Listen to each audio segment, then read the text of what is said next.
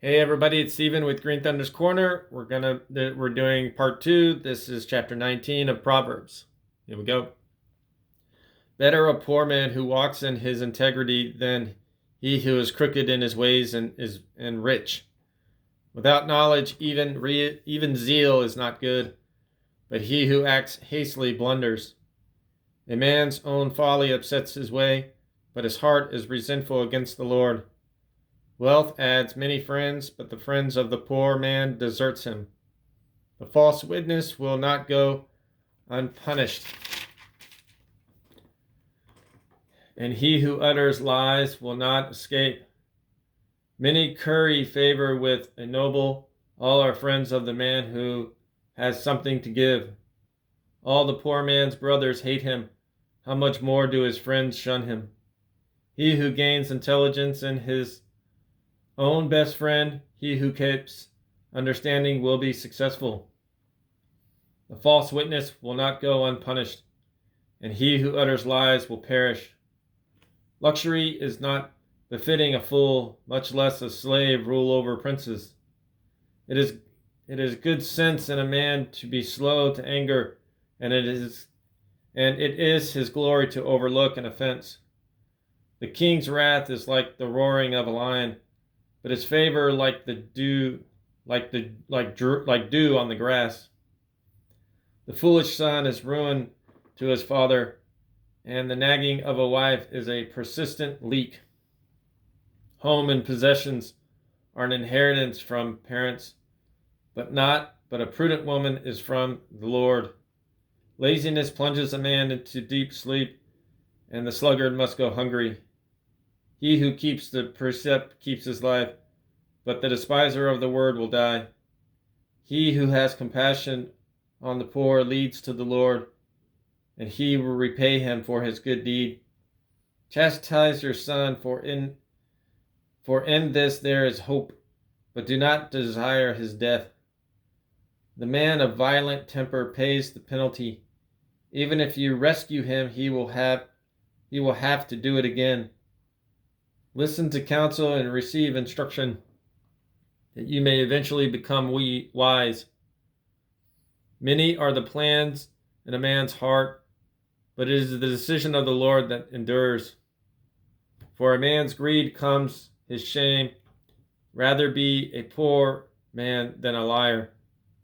The fear of the Lord is an aid to life. One eats and sleeps without being visited by misfortune. The sluggard loses his hand in the dish. He will not even lift it to his mouth. If you beat an arrogant man, the simple learn a lesson. If you rebuke an intelligent man, he gains knowledge. He who mistreats his father or drives away his mother is a worthless and disgraceful son. If a son ceases to hear instruction, he wanders from words of knowledge. An unprincipled witness perverts justice, and the mouth of the wicked pour out iniquity. Rods are prepared for the arrogant, and blows for the backs of fools. So with this reading, it's always good to gain as much knowledge as possible. It is always better.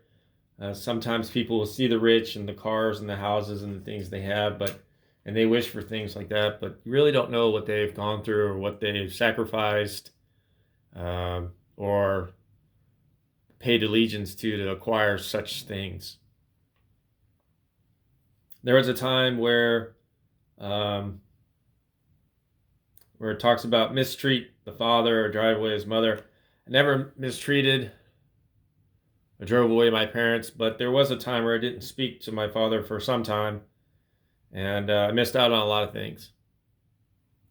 And when he moved, I finally called him up. Well, we talk. We'd talk around.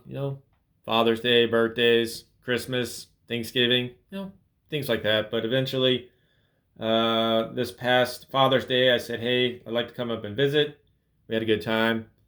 I did ask him. I said, "Hey, I know I didn't bring a lot of gifts or have a lot of riches for him, but I hope me showing up was a good enough Father's Day gift for him." And he said he really appreciated that. So I've made a goal to try and visit him at least maybe like once every 3 months or so. 2 months. I don't want to be too much because he's retired and he likes to go and do things and travel with his wife and whatnot and things like that. My mother lives here where I'm at, and so she gets a little bit more time because she's closer. But I have goals of making more attempts to hanging out with my brothers and sisters. I got some time off coming. I've sent everybody the dates that I'm off, and hopefully they want me to come and visit.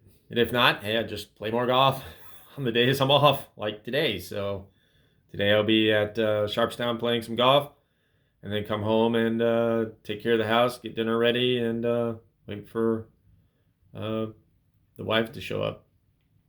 Anyway, that's it for this reading for part 2. Hold on for part 3.